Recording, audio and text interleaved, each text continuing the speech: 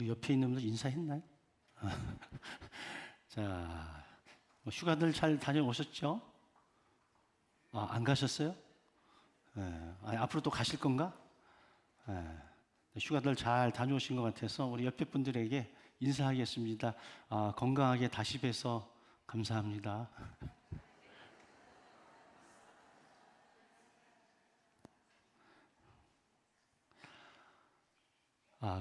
건강이 되었든 사업이 되었든 인간관계가 되었든 우리의 신앙생활이 되었든 간에 가장 중요한 것은 그것에 기초되는 것이 가장 중요한 것 같아요.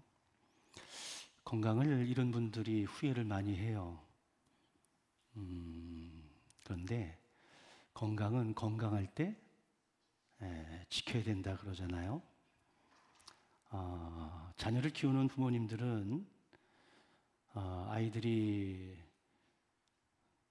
좀 일찍 정신을 차려서 공부를 하면 좋은데 이 또 사춘기도 있고 막 그러다가 이제 고등학교 가가지고 이제 대학 갈 때쯤 돼가지고 열심을 내는 애들이 있어. 근데 그게 잘 안 되죠? 왜 안 되냐? 기초가 약하기 때문에 그래요. 최소한 초등학교 5학년 정도부터는 정신을 차려서 기초를 잘 닦아놔야 나중에 노력한 만큼의 결과물을 얻을 수 있는데, 기초가 약하면 아무리 열심을 내어도 어느 정도를 넘어설 수가 없습니다. 모든 것들이 다 마찬가지인 것 같아요. 그래서 기초가 부실하면 겉보기에는 그럴듯해 보여도 작은 충격에도 금이 가고 깨어지고 무너질 수밖에 없지요. 세계적으로 유명한 피사의 사탑도 부실한 기초 탓에 900년 가까이 기울어져 있다라고 이야기를 하죠. 그래서 그것을 유지하고 보존하기 위해서 많은 돈이 들어간다고 그래요. 부드러운 땅, 처음에는 파기가 좋지만 그 위에 지었다가는 나중에 문제가 커지게 되죠. 그래서 모래를 다 걷어내고 암석층이 나오면 거기에 기초를 놓고 건물을 지어야 든든한 건물이 될 수가 있죠. 우리의 삶의 기반도 역시 다를 바 없습니다. 어떤 기초 위에 내 삶을 쌓아가고 있느냐에 따라서 얼마든지 달라질 수가 있어요.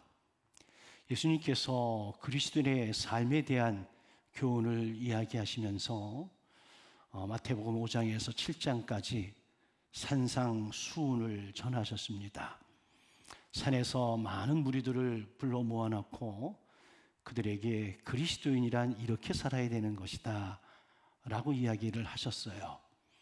그리고 마지막 결론 부분인 오늘 본문 속에서 내가 너희들에게 지금까지 한 모든 말들을 듣고 지켜 행하라 이렇게 이야기를 하시는 거예요. 그런데 듣기만 하고 행하지 않으면 집을 모래 위에 세운 것과 같아서 비가 오고 바람이 불고 창수가 나면 무너진다는 거예요.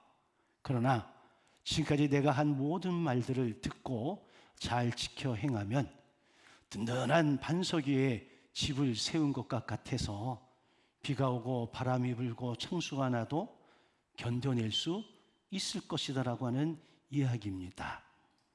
여러분들이 지금까지 많은 것들을 쌓아 오셨을 텐데 이 쌓아 오신 그 기초가 무엇인가, 이게 굉장히 중요하다라고 하는 거예요.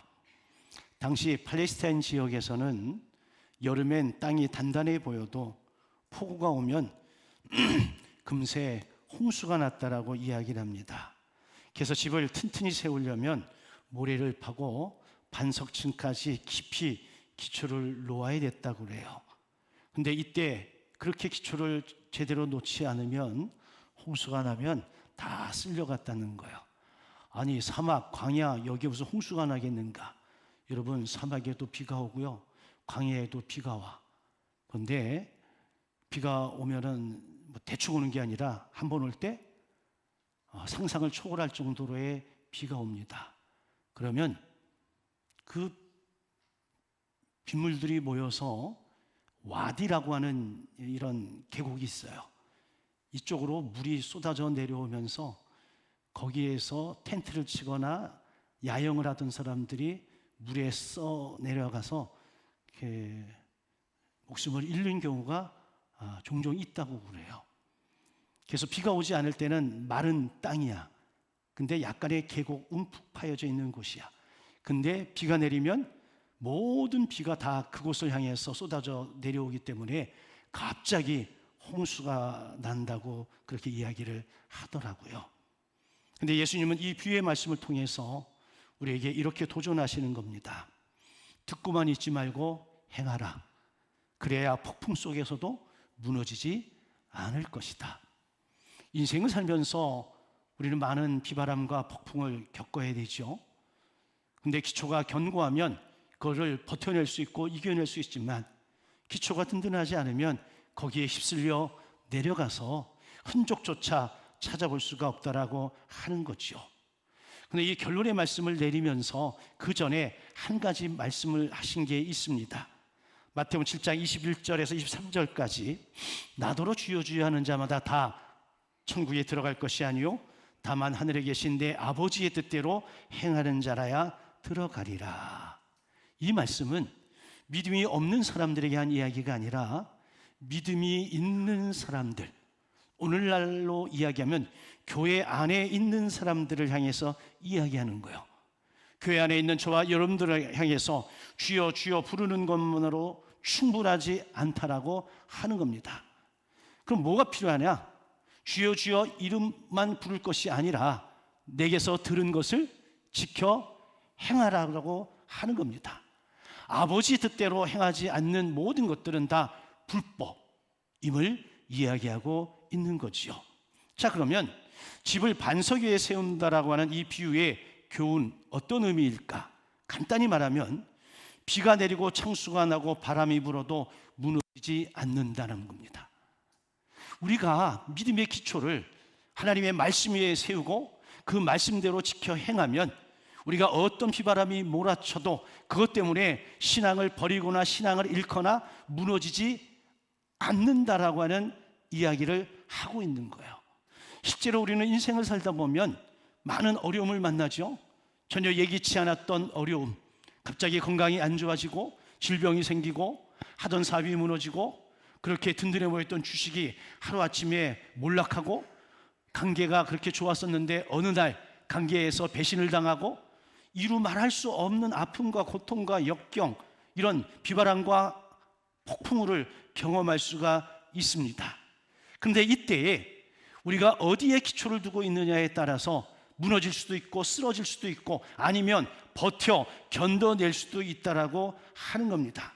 그런데 오늘 성경은 들은 예수님의 말씀을 행하는 자는 그 어떠한 폭풍 속에서도 견뎌낼 수 있다라고 하는 겁니다.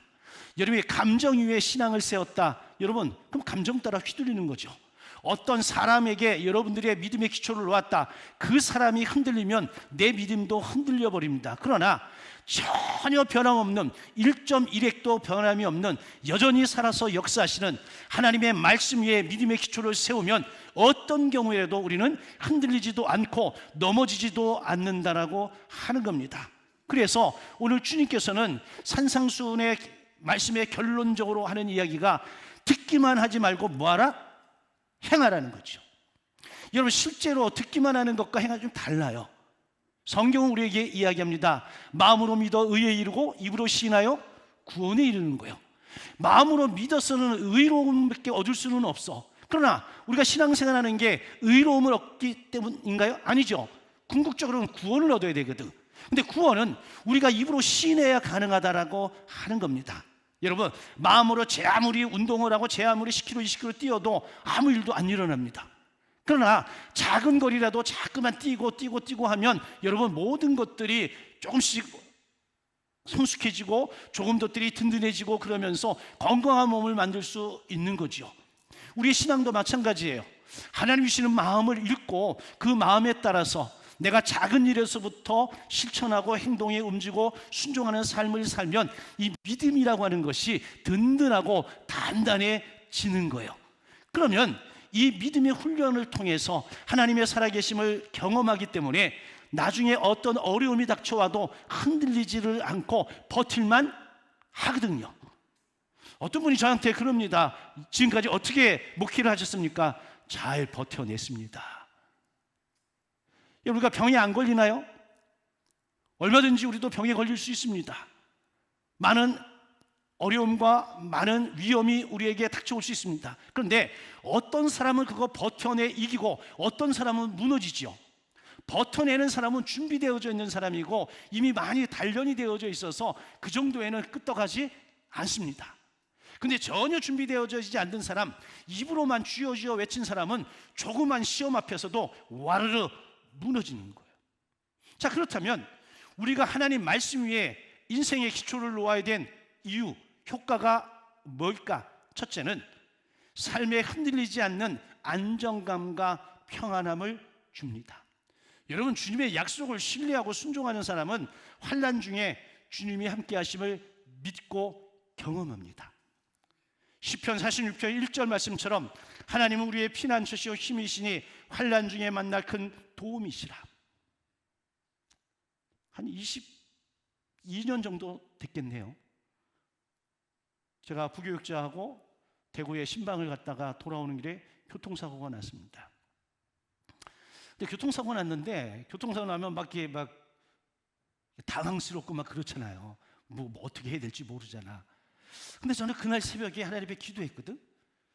기도하면서 주의 보혈로 덮는 기도를 다 했어요. 근데 사고가 딱 나는 순간에 제일 먼저 기억나는 게 뭐냐면 어떻게 하지? 이게 아니고 나 오늘 새벽에 하나님 앞에 보혈로 덮는 기도를 했으니까 나 하나님이 지켜주실 거야. 이 믿음이 딱 생기니까 뭐 걱정할 것도 없고 염려할 것, 서두를 것도 없어. 그래서 세 사람을 다 끄집어다가 그 중앙분리도 쪽에 딱 붙여놓고 그리고 뒤에 오는 차들 부딪힐까봐 이렇게 피해가라고 이렇게 여유 있는 짓을 했다니까. 그러고는 뭐 난리가 났죠. 뭐 차가 다 부서지고 깨지고 뭐 그랬는데 우리 몸은 하나도 다친 데가 없었어요. 제가 그때 깨달았어요. 평소에 믿음으로 준비되어져 있으니까 막상 그 어려움이 당했을 때 내가 조금도 당황스럽지 않더라고. 흔들리지 않더라고. 오히려 더 담대해져서 그 위기를 넘어설 수 있었어요. 환난 중에 만날 큰 도움이신 거죠. 두 번째, 시험이 닥치면 우리의 믿음이 입증될 뿐만 아니라 이 시험을 통해서 우리가 단련되어진다라고 하는 사실이에요. 베드로전서 1장 7절에 봤더니 너희 믿음의 시련이 불로 연단하여도 없어질 금보다 더 귀하다. 왜 귀한 거예요? 없어질 것이 아니기 때문에. 우리의 믿음이라고 하는 것은 시련을 당하면 당할수록 더 단단해지고 더 견고해진다라고 하는 겁니다. 그래서 믿음의 시험을 당할 때 두려워하고 염려할 이유가 없다. 내가 이 시험을 통해서 내 믿음이 입증될 뿐만 아니라 내가 이것을 견뎌내기만 하면 내 믿음이 훨씬 더 견고해질 수 있다라고 하는 안정감을 가질 수 있다라고 하는 겁니다.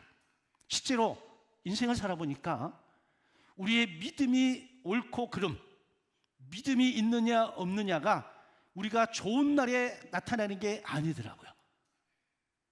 제가 한 교회에서 20년 넘게 목회를 하면서 우리 성도들이 맞닥뜨리는 많은 어려움들을 다 눈으로 지켜보았죠. 어떤 분들은 너무 당하는 고난이 힘들고 어려워서 야, 저러다가 저 믿음 무너지는 거 아니야? 그런데 끝까지 그 믿음을 부여잡고 견뎌내시는 분들이 있습니다. 그럼 제가 말은 안 해도 제 마음속에 어떤 생각이 드냐면 존경심이 생겨요. 저 사람은 정말 믿음의 사람이 맞구나. 그래서 제가 항상 강조하는 게 한결같은 믿음을 가지고 있다라고 하는 것, 여러분 굉장히 중요하다라고 하는 겁니다. 반석이 되신 예수님의 말씀에 뿌리를 내리고 그 말씀에 순종하는 삶은 우리를 어떤 풍파 속에서도 지켜주는 능력이 됨을 믿으시기를 주의 이름으로 축원합니다. 그래서 폭풍이 올 때에 비로소 드러나는 차이가 있다라고 하는 겁니다.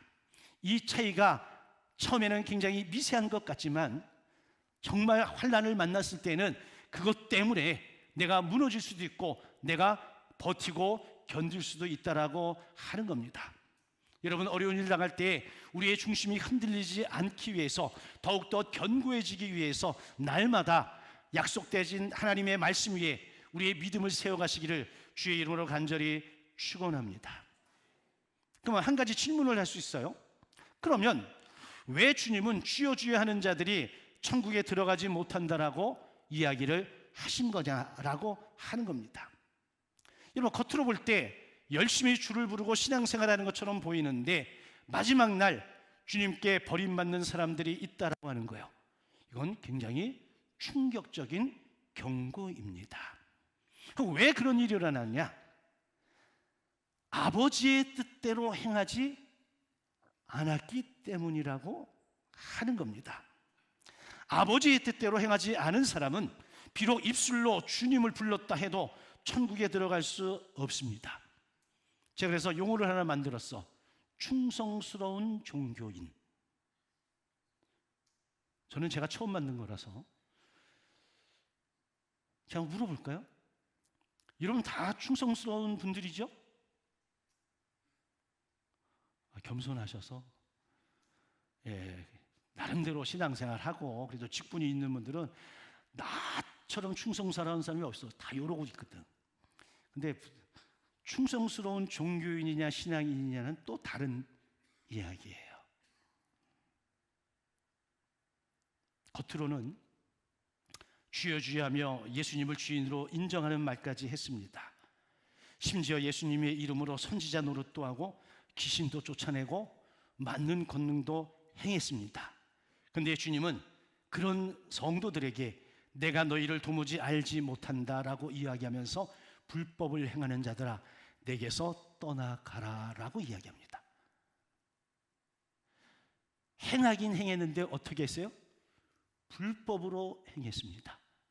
그럼 뭐가 불법이냐? 아버지의 뜻, 하나님의 뜻대로 행하지 않는 충성스러움은 불법이에요. 그래서 충성스러운 종교인의 모습으로 사는 사람은 미안하지만 그건 불법입니다. 거기에 대해서 예수님은 내가 너를 도무지 모른다고 이야기하셨습니다. 근데 또 하나, 내게서 떠나가라고 했습니다. 주님 주변에 주님과 함께하는 사람들 가운데에 주님의 이름으로 불법을 행하는 자들이 많았기 때문에 그들을 향해서 내게서 떠나가라 라고 명령을 하신 겁니다. 위런 위어스비 목사님의 설명에 따르면 이런 사람들은 말로만 주님을 고백하고 삶으로는 순종을 하지 않는 거짓 신자들입니다. 그들은 교회에서 사용하는 올바른 신앙 용어도 알고 성경 구절도 암송했을지도 모릅니다. 그러나 말하는 것이 곧 믿는 것은 아닙니다. 하나님께 대한 열정적인 감정이나 기적을 체험하는 일조차 참된 구원의 증거는 될 수가 없습니다. 심지어 가룟 유다도 한때 예수님의 제자의 무리에 섞여서 전도하고 기적을 행하는 그 자리에 참여했습니다. 그런데 결국 이 가룟 유다는 예수님을 은 30에 팔아먹었습니다. 겉으로는 주님 섬기는 활동을 많이 했지만 마음과 삶이 주님의 뜻에 복종하지 않는 사람이었습니다. 이런 사람을 향해서 주님은 불법을 행하는 자라고 분명히 규정을 하셨습니다. 그렇다면 오늘 이 안에 있는 저와 여러분들 가운데에도 입으로는 주를 외치고 입으로는 찬양하고 입으로는 얼마든지 고백을 해. 눈물도 쏟아 부어요. 그런데 정작 하나님의 말씀대로 따라 살지 않는다면 그 사람들을 향해서 예수님은 뭐라 그러는 거예요? 불법을 행하는 자들아. 이 예배당 안에서는 예수 믿는 사람처럼 보이는데 저 문을 열고 나가 여러분들의 가정과 여러분들의 삶의 현장 속에 전혀 하나님의 말씀대로 살지 않는 그런 모습이라면 오늘 예수님이 경고하는 그 어리석은 사람과 다를 바 없다라고 하는 겁니다. 이게 굉장히 무서운 경고의 말씀입니다. 내가 열심히 쌓았다, 열심히 일했다, 열심히 봉사했다 라고 했는데 어느 날 마지막 순간에 와르르 무너지는 겁니다. 왜? 너는 내 뜻대로 한 것이 아니라 너의 뜻대로 했잖아. 굉장히 무서운 이야기 아니겠어요? 그래서 야고보 기자가 뭐라고 얘기합니까? 행함이 없는 믿음은 본질상 죽은 믿음이랍니다. 이 화분은 안에 흙이 있고 그래서 죽은 건 아니야. 여전히 살아있는 거야. 근데 이걸 잘라다가 꽃꽂이를 해놓으면 얘는 죽은 거예요? 살아있는 거예요? 살아있으나 죽은 겁니다. 시간이 지나면 죽어. 왜? 뿌리가 잘려나가서 영양분을 도무지 공급받을 수 없기 때문에 잘리는 순간 이미 죽은 거나 마찬가지야. 그런데 아직까지 뭔가가 남아있기 때문에 그것을 유지하고 있을 따름이라고 하는 겁니다. 여러분, 존 파이퍼 목사님도 이 부분을 이렇게 언급했어요. 사람이 마지막 심판 때 행위로 정죄를 만약에 받는다면 그것은 그 행위들이 그들의 믿음이 거짓임을 증언하기 때문이다. 여러분, 구원은 믿음으로 받는 거예요. 그런데 만약에 행위로 구원받는다라고 친다면 그 행위들은 내가 가지고 있는 믿음이 거짓임을 증거하기 때문이라 결국 믿음으로 구원받는 거예요. 믿음이 있으면 구원받는 거고 믿음이 없으면 구원받지 못한다. 믿음이 있으면 하나님의 나라에 들어가는 것이고 믿음이 없으면 아무리 충성스러운 종교인으로 살았다 하더라도 여러분 하나님 나라에 들어가지 못한다. 그래서 어떤 목사님은 이러한 믿음을 가리켜서 예수님께서 교회 안에 종교인들을 향해 주시는 가장 무서운 도전입니다 라고 이야기했어요. 가끔 어떤 모임에 가면 그런 얘기를 많이 합니다. 주일날 설교에서도 복음을 전해야 된다고. 다 예수 믿는 사람들이 앉아 있는 것 같지만 그 안에 예수 믿지 않는 사람이 있다는 거예요. 충성스러운 종교인들이 있다는 거예요. 여러분, 우리도 자칫 잘못하면 스스로 속이고 종교적 자기 기만에 빠질 수 있습니다. 충성스러운 종교인으로 평생을 자기를 속이면서 살아가는 어리석은 사람일 수 있습니다. 그런데 마지막 주님 앞에 섰을 때 주님이 내가 너를 도무지 알지 못한다라고 하면 그때는 방법이 없어요.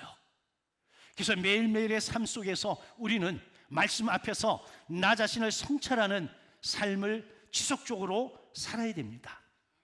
얼마 전 몇 권의 책을 읽다가 발견을 했어요. 성공한 사람, 지혜로운 사람, 많은 사람들에게 존경을 받는 사람들의 특징 중에 하나가 자기 성찰을 잘하는 사람이래요. 여러분, 성공한 사람은 실패 안 했을까요? 수많은 실패를 했죠. 여러분, 죄 짓지 않고 사는 사람이 이 세상에 어디 있어? 다 나름대로 죄를 짓고 삽니다. 어떤 건 들키지 않은 죄가 있을 뿐이지 모든 사람은 다 죄를 짓고 살아가. 그런데 성공한 사람, 승리한 사람, 존경받는 사람들은 그 과정 속에서 자기를 살펴보고 돌아보고 성찰을 한다는 거예요. 그리고 거기에서 좀 더 나은 삶을 향해서 외요의 삶이 아니라 어떻게의 삶을 살아냈기에 그런 열매를 맺는다는 거예요. 제가 코칭을 공부하면서 코칭에서 제일 중요한 게 질문이에요. 질문. 근데 여러분, 질문이 좋으면 답도? 여러분, 누군가 질문했는데 답을 못해. 그러면 여러분, 답을 못한 사람이 문제가 아니라 질문한 사람이 질문을 잘못한 거야. 제가 어제부터 읽는 책이 한 권 있습니다. 그 책이 질문에 관한 책인데 그 질문에 관한 책 가장 처음에 무슨 이야기가 나오냐면 우리는 많은 부분 왜라는 질문을 한다는 거. 왜. 여러분, 왜라는 질문도 필요해요. 왜? 원인을 파악하기 때문에 중요해. 그런데 이 왜라고 하는 질문은 과거 지향적이라는 거죠. 심리학에서는 왜라는 질문을 많이 해. 그래서 근본을 찾아내니까. 그러나 이 질문을 바꿔야 된다는 거예요. 어떻게? 어떻게로. 제가 여러분들에게, 여러분 이제 여름철이 다 지나갔으니 이제 9월 첫 주부터 점심도 하고 그러니까 또 9월 첫 주부터 열심을 내서 여러분 주일 예배에 참석하십시오. 그러면 여러분들이 왜요? 왜 그래야 되는데요? 이런 부류의 사람과 그래, 여름 동안 내가 좀 해이해졌으니까 9월달부터 정신을 차리고 내가 열심히 또 믿음의 삶을 살아야지. 어떻게 할까? 같아요, 달라요? 아니, 같아요, 달라요? 다르잖아. 그러니까 왜요가 아니라 어떻게 해요? 어떻게? 2월달인가 전화가 한 통이 걸려왔습니다. 갑자기 제 친구인데 뭐 자초지종 얘기도 안 하고 우리 이 지역에서 그 목사님들 부부 수련회를 해야 되는데 좀 와서 해주면 안 돼? 그래서 제가 어떻게 하면 되는데? 그랬더니 강의를 하고 돈을 가지고 오면 된대. 그래서 얼만데? 그랬더니 뭐 얼마 정도 얘기하더라서 그래서 제가 오케이 그랬어요. 그래서 이 친구가 깜짝 놀라가지고 아니 기도도 안 해보고 뭐 회의도 해야 되는 거 아니야? 됐어, 오케이, 내가 알아서 할게. 그리고 이제 우리가 준비한 거잖아요.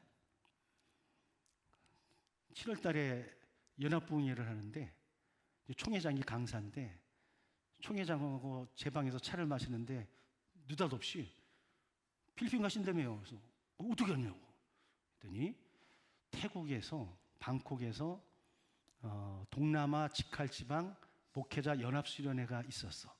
거기에 총회장이 강사로 가서 집회를 하다가 제 친구 목사님하고 이야기하다가 갑자기 그 이야기를 한 거예요. 그래서 이렇게 돼서 이렇게 했는데 이명관 목사가 묻지도 따지지도 않고 오케이 해서 이렇게 됐다고. 그러니까 이 총회장이 하는 얘기가 목사님 대단하세요. 그래서 대단하게 뭘 대단이야, 오래니까 가는 거지. 근데 여러분 제가 그 친구한테 직접 들은 얘기가 아니라 이게 뺑 돌아서 들어온 얘기잖아요. 그러면 이게 돌아서 한 사람에게만 돌아갔을까?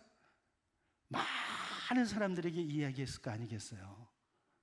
여러분 저와 우리 교회가 한 번 더 어떤 분들에게 신뢰를 쌓을 수 있는 기회가 된 것 아닐까요? 그럼 서로에게 신뢰가 생기고 믿음이, 이건 여러분 돈으로 판단할 수 있는 게 아닙니다. 여러분들이 사순절을 보내면서 사순절 금식헌금을 모아서 그 모은 헌금을 가지고 제가 11월 달에 가서 그것을 섬기게 되어지는데 저는 조용히 섬기기를 원했는데 이미 소문이 다 나버렸어요. 뭐 이런 것 아닐까요? 여러분 다윗이 그랬습니다. 다윗은 분명한 범죄자예요. 남의 아내를 취했잖아요. 그 죄를 감추기 위해서 그의 남편을 전장에 보내 죽도록 계략을 짜서 실제로 죽도록 만들었어요. 어찌 보면 간음죄와 살인죄를 동시에 지은 인간이야.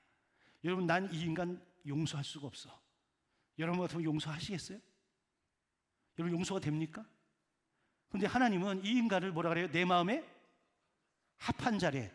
하나님도 이해할 수가 없어. 아니 어떻게 이런 인간을 갖다가 마음이 앞에.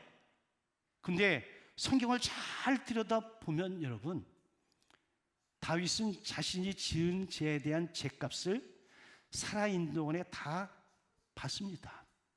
그 집안에 피가 끊이지를 않습니다. 형제들이 전부 다 서로 도륙하며 싸웁니다.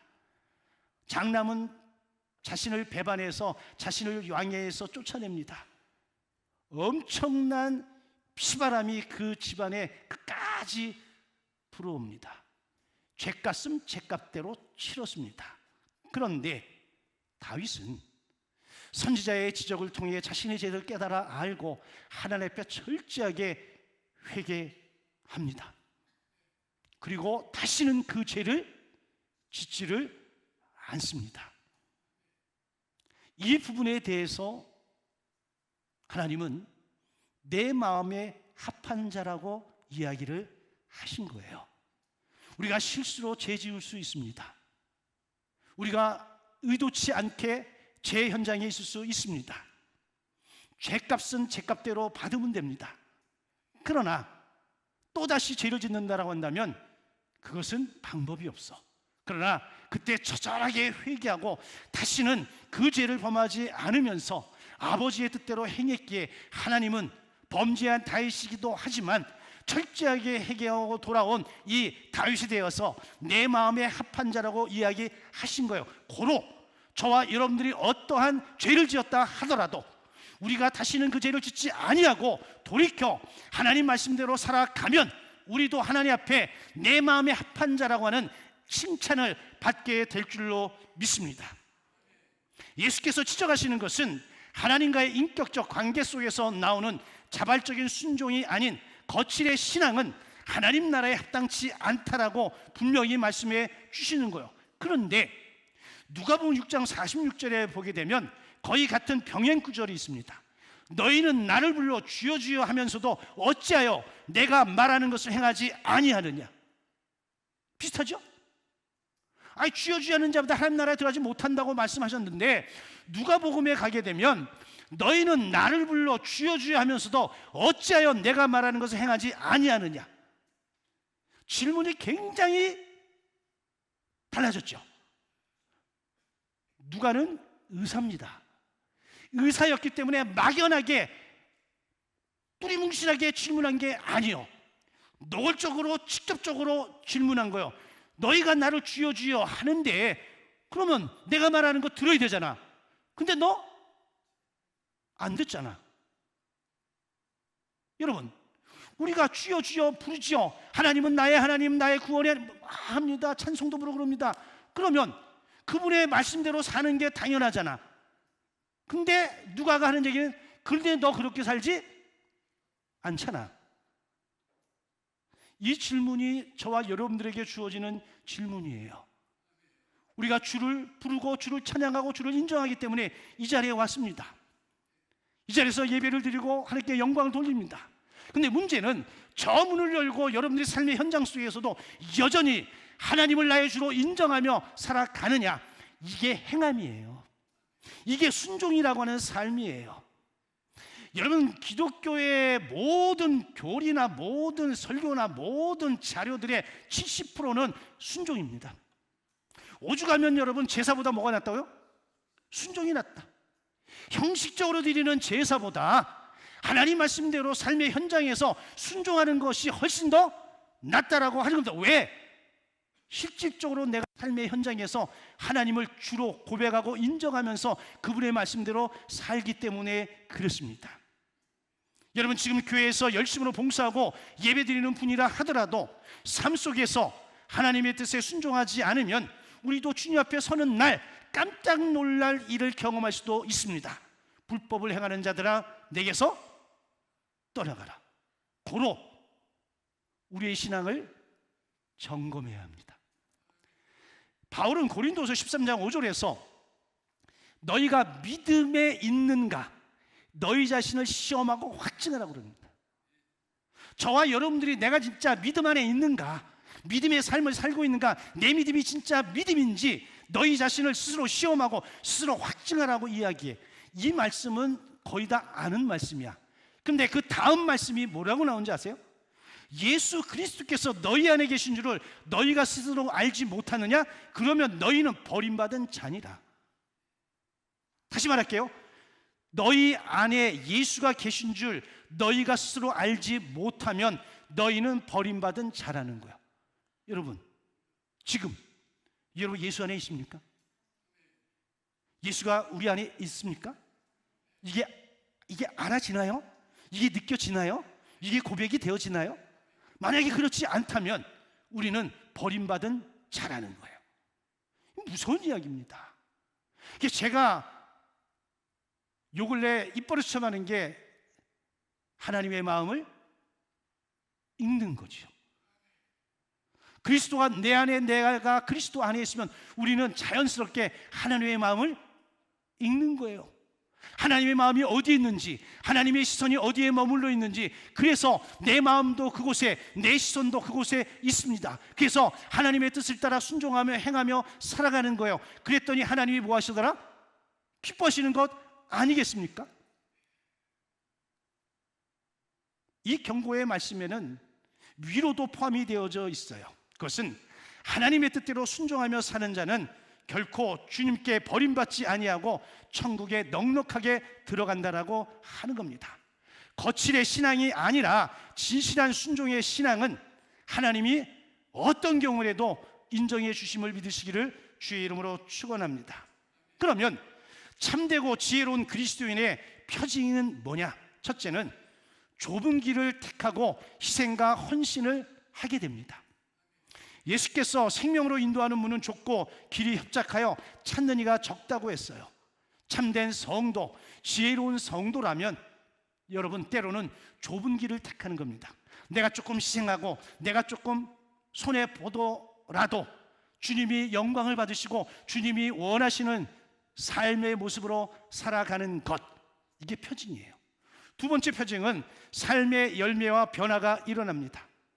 좋은 열매는 나쁜 열매를 맺지 않아요. 좋은 나무는 나쁜 열매를 맺지 않아요. 다른 말로 좋은 나무는 좋은 열매를 맺습니다. 여러분의 삶에 좋은 열매가 맺어지고 있습니까? 야고보 기자가 이런 이야기 하지 않습니까? 행함이 없는 믿음은 죽은 믿음. 그런데 아세요 여러분? 행함으로는 구원을 못 얻어. 믿음으로 구원을 얻어. 근데 믿음으로 구원을 얻은 사람은 당연히 그에 따른 뭐가 있다고요? 행함이 있다는 거죠. 이게 뭐예요? 변하고 열매입니다. 세 번째, 끝까지 견디는 믿음의 지속성을 가져요. 이런저런 일에 일희일비하지 아니하고 이런저런 일 때문에 믿음이 있네 없네 교회를 나오네 이러지 아니하고 언제나 한결같이 믿음의 자리를 지켜낸다는 거죠. 그래서 가끔 암에 걸려서 힘들어하시는 우리 성도들이 계실 때 있어. 지난주에도 한 분이 예배 전에 찾아왔습니다. 그래서 제가 기도를 해드렸어요. 근데 나가다가 다시 들어오셔가지고 목사님 저 좀 한번 안아주세요. 제 아내가 옆에 있었습니다. 그래서 제가 이렇게 안아드렸어요. 기도해드렸습니다. 제가 그 모습을 보면서 많이 속으로 울었습니다. 사람이 막다른 골목에 다다르면 의지하고 싶은 게 있어요 없어요? 있습니다. 여러분 그 의지의 대상이 하나님이시길 주의 이름으로 축원합니다. 그 의지의 대상이 우리가 함께 믿음의 삶을 함께 살아가는 우리 모두가 되어지기를 주의 이름으로 축원합니다. 나 혼자는 힘들지만 나와 함께하는 이그들이 있으면 우리가 얼마든지 이겨내고 승리할 수 있습니다. 그래서 우리가 하나님 뜻대로 순종하기 위해서 어떻게 해야 될까? 제가 오늘 팁을 알려드리고 마치겠습니다. 하나님의 순종하는 것에는 두 가지 차원이 있어요. 하나는 하나님의 뜻에 순종하는 것, 또 하나는 하나님의 방식에 순종하는 거예요. 무슨 얘기냐? 종종 우리는 하나님의 일을 한다고 하면서 내 방식대로 합니다. 하나님의 뜻대로 한다면서 내 방식대로 해. 이건 아닙니다. 하나님의 뜻은 누구의 방식대로? 하나님의 방식대로 해야 됩니다. 근데 우리는 많은 부분 지금까지 솔직히 얘기해서 지금까지 하나님의 뜻을 표방하면서 누구 방식대로 했어요? 내 방식대로 했습니다. 그러면서 하나님의 뜻대로 했다고 합니다. 아닙니다. 사울이 하나님에게 명령을 받았습니다. 아말렉과 전쟁에서 모든 것들을 진멸하라. 근데 아말렉 전투에서 이겼습니다. 그런데 자기 눈에 보기에 좋은 것들은 다 감추고 숨겼습니다. 그리고 나중에 좋은 곳으로 하나님 앞에 예배 드리려고, 제사 드리려고 했다고. 여러분, 하나님의 뜻을 자기 방식대로 해석한 거잖아. 여기에 대해서 하나님은 실망하고 책망하신 거예요. 그래서 순종이 뭐보다 낫다고요? 제사보다 낫다고 한 거예요. 우리의 순종이 자칫 잘못하면 하나님의 뜻을 내 방식대로 해놓고 내가 순종했다라고 이야기합니다. 아닙니다. 우리의 순종은 하나님의 뜻을 하나님의 방식대로 행하는 것, 이게 성경적 순종입니다. 지금까지는 어떤 순종을 했는지 제가 알 수 없습니다만, 앞으로의 순종은 하나님의 뜻을 하나님의 방식대로 행하는, 정말 하나님이 기뻐하시는 순종의 삶을 우리 모두가 살아갈 수 있기를 주의 이름으로 간절히 축원합니다. 그러면 어떤 폭풍이 우리에게 몰려와도 우리는 조금 더 흔들림 없이 끝까지 믿음을 지키고 견디며 승리할 수 있습니다. 그 은혜가 우리에게 있기를 주의 이름으로 축원합니다. 우리 함께 찬양하고 기도합니다.